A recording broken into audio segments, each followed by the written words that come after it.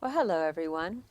Today's slideshow is going to take a look at the art from, say, the end of the French Revolution till the beginning of the Impressionist era. The art that was made in Europe and in America at this time is so varied that we can't really put it under any label. What you're looking at here is from a school of art called the Pre-Raphaelite Brotherhood. And that was from the, say, mid-1800s. These artists were rebelling against the realism that they saw all around them. This is a detail from a larger painting, and it's called Jealous Circle by the artist William Waterhouse. I find it's interesting symbolism when you think about this as a symbolic painting of jealousy. But let's start at landscape painting. The 1800s marked a time of change and evolution on many levels throughout Europe and America, and this continued the shifts that started in the previous century. As the Industrial Revolution changed the way that people lived on a day-to-day basis, the politics continued to seek balance and continued to be relatively unstable. The expansion of colonialism brought influences from the wider world to both Europe and to the Americas. And as we'll see, there's a lot of different things we can look at. One of the things that happened in the 19th century was the rise of landscape painting as really an accepted art form. One of the most prominent landscape painters was a guy named Caspar David Friedrich. And this painting, The Wanderer Above the Sea Mist, is a good allegory for the time. As the changing and evolving world stretched ahead, this happened for the guy in the painting, for artists, as well as the rest of the European and American culture. This is another painting by this artist, and here's a quote from him. The artist should paint not only what he sees before him, but also what he sees within him. If, however, he sees nothing within himself, then he should also refrain from painting that which he sees before him. So this quote speaks to the tendency of the artists of this era to seek to develop themselves. This is when Sigmund Freud was about to come on the scene, when a lot of upheaval that had happened in the previous century was causing people to question the norms. At the same time, the Industrial Revolution was resulting in expansion that had been really unprecedented. While in a lot of ways the Industrial Revolution was a positive, one of the negative outcomes was that the pastoral and rural ways of life in England were disappearing rapidly. And this is a painting by the artist John Constable, who sought to preserve that way of life with his paintings. He was raised in a rural setting, and he was also an amateur meteorologist. So what you'll see in the skies of Constable is all different kinds of clouds. Here's one version. There are some other paintings of his that are much more well known, but what we'll be doing in this slideshow is looking at paintings that aren't in the book in many cases. So you can look in the text and then see more examples by the artists here as we go through them. Here's another example.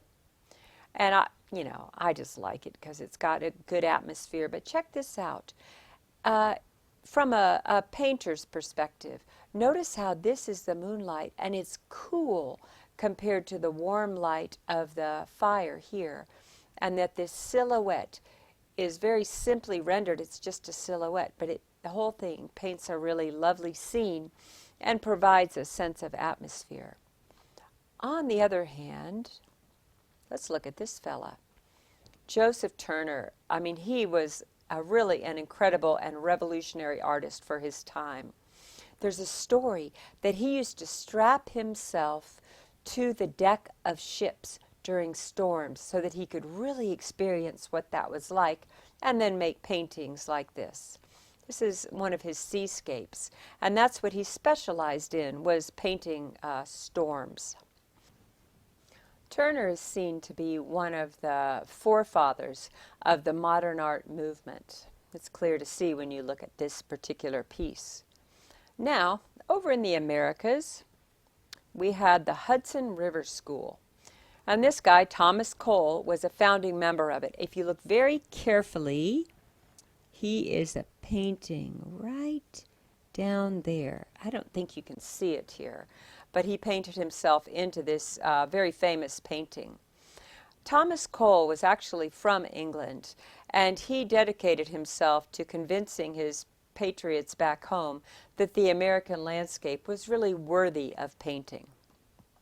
Here's another example of one of his works, kind of idealizing the landscape, but also really celebrating it. If you look closely, there's these sort of native figures. Here's one and here's one that are living in this landscape. Bierstadt was another painter of the same genre, painting these large-scale landscapes of the American West. This painting is 10 feet long by 6 feet high, and I have very clear memories of being a very small child, 4, 5, 6 years old, and standing in front of this painting in awe at the Gilcrease Museum in Tulsa. I remember my mother would always say, here it is, our favorite painting. She must have had something to do with the fact that I'm talking about it now. But you can see it's just an idealized version that really introduced the American West to people who weren't able to go and visit it themselves.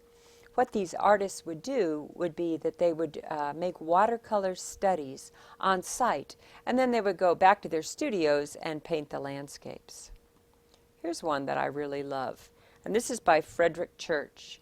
Now, what this painting is really about is the Civil War. It was painted in 1862, and while it's meant to honor a volcano, it's about this split. Notice how the painting is split in two, and there's a look of almost gunfire, bomb fire, cannon fire in the distance. This was his painting that he painted in direct response to the war. So now we'll leave landscape painting behind and look at a movement to celebrate the working people. Gustave Courbet is considered one of the forefathers, shall we say, of the Impressionist and Post-Impressionist time. And to speak more broadly, he was really one of the artists that laid the groundwork for all of the changes that would come with the modern art era. If you look closely at this painting, you can see that compared to the more finely rendered academic paintings of the last 100 or 200 years, this one has simplified the forms a bit. Now, in its time, it was very controversial. In fact, this artist was controversial. Every year, the French Academy would have a big show called the Salon, and anybody who was an artist who wanted to make it had to be accepted into the Salon. Well, Gustave Courbet submitted 14 paintings, and 4 of them were rejected. So what he did, he took all of his paintings out, and he had his own salon with 40 of his works, and this was among them. This one is considered really a masterpiece of the era. Unfortunately, this painting is gone. It was destroyed by the Nazis. We're fortunate to have pictures of it, but this is only held in memory at this point. Another artist along the same lines was Millet. He's got a very famous painting called The Gleaners, although it's nice to look at some of his other works. This one is very touching in its simplicity. In both this painting and in The Gleaners, what he's doing is he's honoring the people of the earth, the people that maybe didn't have that much to live on, but still managed to get by. And he celebrates them with great dignity. This next painting is very interesting to me because if you look at it, back here they're having some kind of a circle dance. And there's something going on. It makes me wonder if it's a wedding and if she's sad about something. It's kind of a story you can really it's a painting you can really write a story about it however you want to.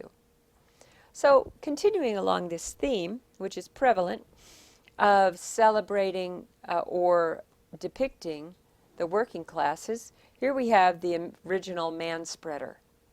This is a guy named Honoré Daumier, and his work to me is really incredible because he had such humor, and it really shows us that throughout history people have the ability to make fun of each other and actually to be quite inconsiderate, as we see with these guys. I do really love this because manspreading has become such a deal in the past years. I mean, as people talk about that on a subway or on a bus. And here we have these two fellas that are completely oblivious to what they're doing, and the women around them are obviously just a touch irritated. Now, Daumier's humor went to some pretty extreme political statements, as we see here. Both of these paintings, both of these prints were done through the process of lithography, which involves using a crayon on a metal plate in a resist process. So let's look at a little different kind of artist who really stayed away from the political statements of her contemporaries. And this is Rosa Bonheur. And she was considered really the premier woman painter of the day. And I would just like to say she's a great painter of the day, woman or man. She really focused on the livestock and animals of the French countryside. Now, she was a colorful character. She was openly lesbian, sometimes would dress in men's clothing, and was really an integral part of the whole art society. At the same time, she was accepted into the academic shows and actually won awards. So let's talk a little bit more about the academy. The academic system was set up during the time of Napoleon. So let's take a quick look back. Art like this might inspire people like Napoleon who don't really want dissent to create rules. Well, that's exactly what happened, really. The French Academy and the British Academy were created to provide guidelines for what was acceptable in art and what was not. To be really accepted as an artist, to make it as an artist, one would have to be accepted to display their art at the salon or the yearly show presented by the Academy. These two pieces are by the artist William Bouguereau. I like to think that he took this kind of painting to such a high level that the only thing that was left was to move away from realism and into less realism, which resulted in a looser painting style and modern art. With this kind of academic rendering, you don't see a brushstroke.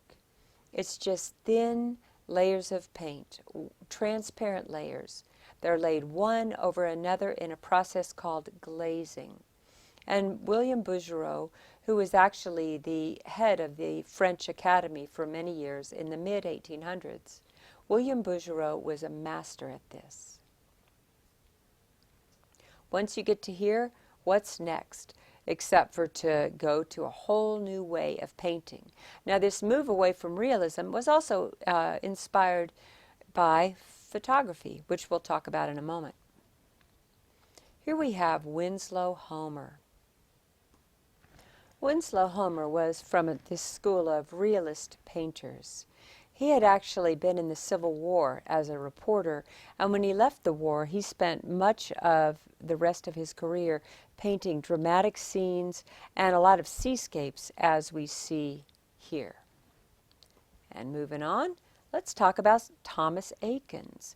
Now, he was both a great painter and also one of the pioneers of various uses of photography. Here we have the Biglin Brothers Racing, and this is one of the famous works of his. He was from Philadelphia. Here's a couple others of his works. What I want to point out here is, again, this loose painting style. So you see how we can see the artist at work around the edge of this, and in the center it's very finely rendered. Another thing that Akins did a lot of was studying the human body. He's one of the people who, with Edward Muybridge, took series of photographs to discover how a horse actually ran. And he would photograph boxers in action and then make paintings such as we see here. So I have many favorite artists, but this guy is definitely one of them. And that would be John Singer Sargent. Sargent was born of American parents in Florence, Italy, and he spent most of his life in Europe. He studied in Paris, in France, and then settled in England. And this is a very famous portrait of his that really exemplifies what he's known for. It's called The Daughters of Edward Boit. And if you think about it as a portrait, it doesn't really seem like a formal portrait. But what it does show is the character of these girls.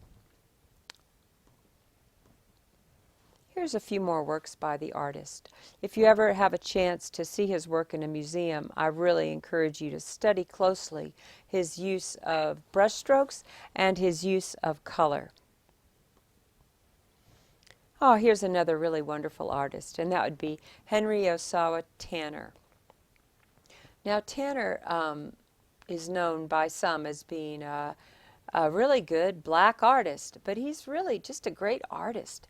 In fact, he spent most of his adult life in Europe, where he didn't have to deal with the level of racism that was happening in America at the time.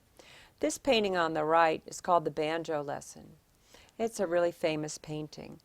If you look closely, you can see how he's using his paint in a really, to sound like a broken record, in a loose style. And what I mean by that is he's not worried about the layers of glazing.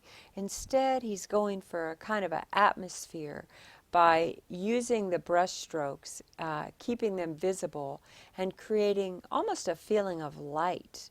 You really see this in the portrait of his wife on the left. Let's look at one more work that really exemplifies his style.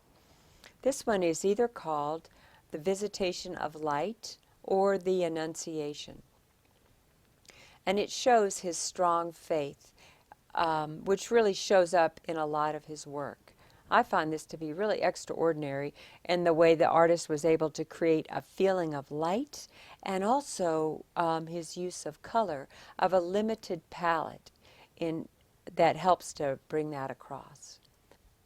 So now we'll move away from the realism and look at the pre-Raphaelite Brotherhood. And this is one of the co-founders of this brotherhood, an artist named Dante Rossetti. Now, as realism became more popular, an alternative movement started in England. These artists presented scenes from fiction and fantasy, paving the way for the visionary art movement that would follow a century or so later. They had a general disdain for what they felt was the ugliness and messiness of the industrial age, honoring the artists of the Renaissance with their work instead.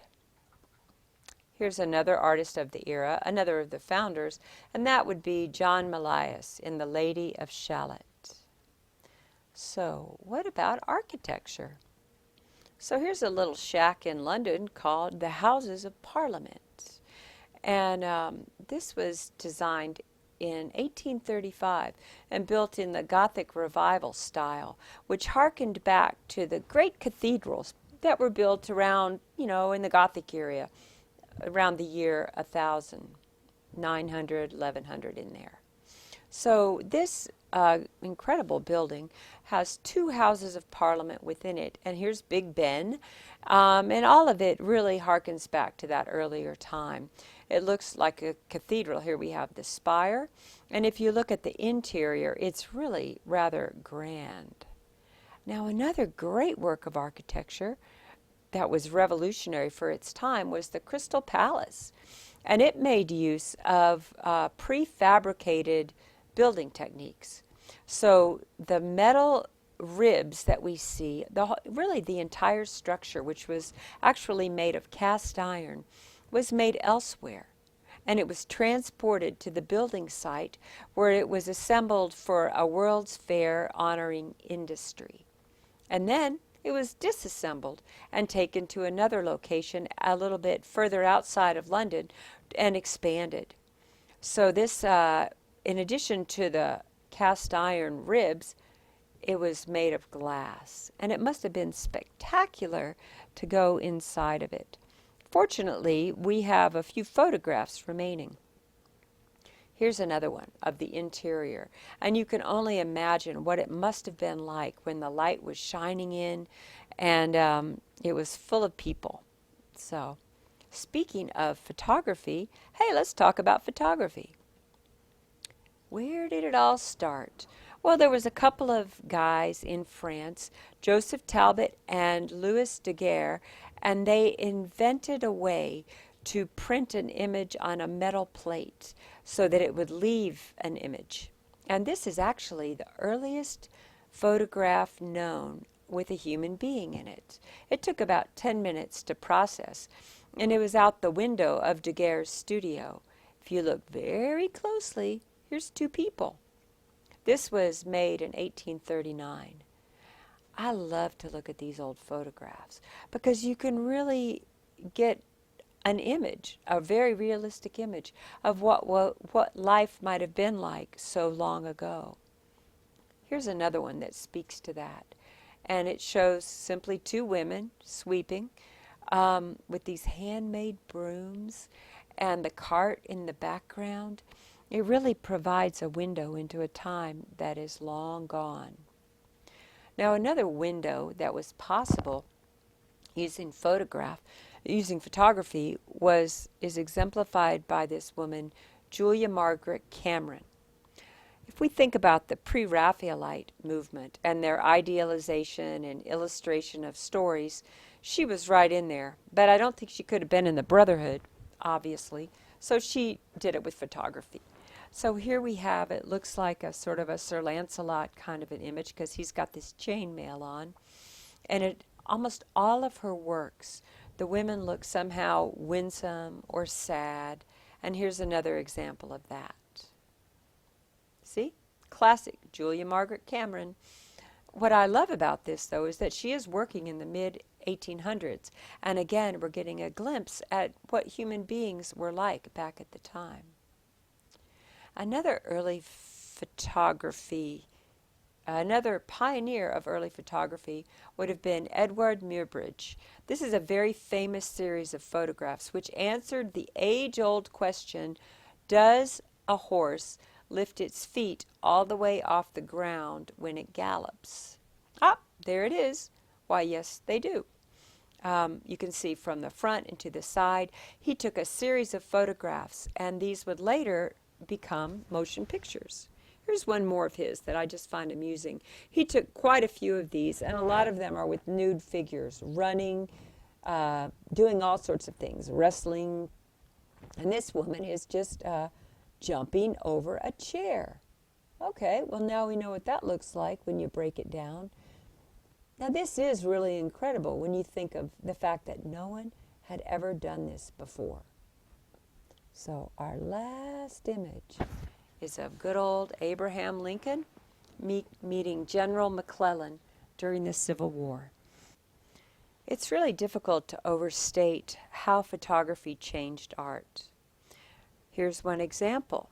It's the first war that was actually photographed. So it was actually the first time that people had a chance to see the carnage of war and to really have a feeling of what really went into a war. And the Civil War was such a brutal war.